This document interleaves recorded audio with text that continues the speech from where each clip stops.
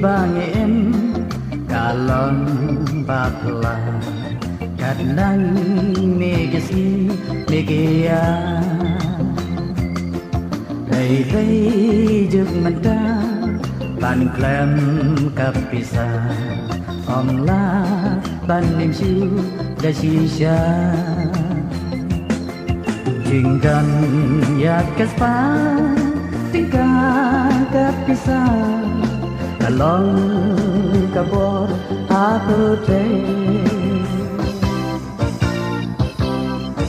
hakam bagi trei ban klem kapisa himla ban le kabor kacang jinggan kapisa amdan pagdan sang hak majongka hagam saing pertai hagam yam kenju lempi sa amdan bai the jingdan ya kaspa tingka kapisa kalong kabor haputai hakam bagi trei ban klem kapisa ngila bande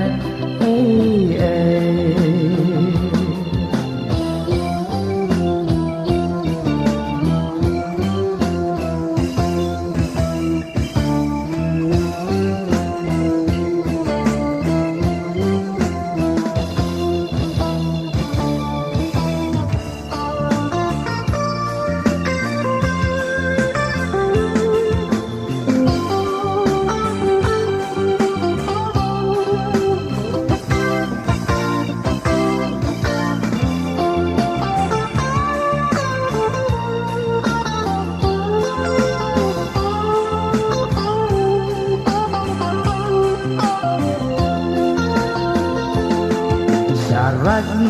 Aladin kadai kapisa jadu kalau nubai yaka pertai kaburam hakman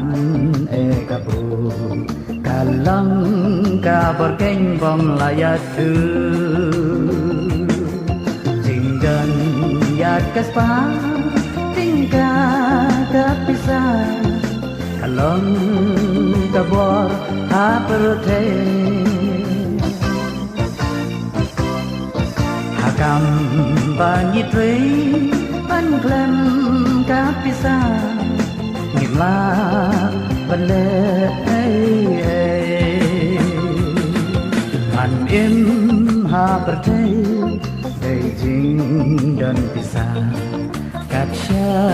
bapai kengkil sudah yubriu balana paduk bakerdo pertai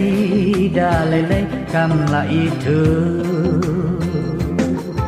tinggal ya kespa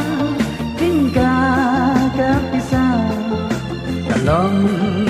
kabor habertai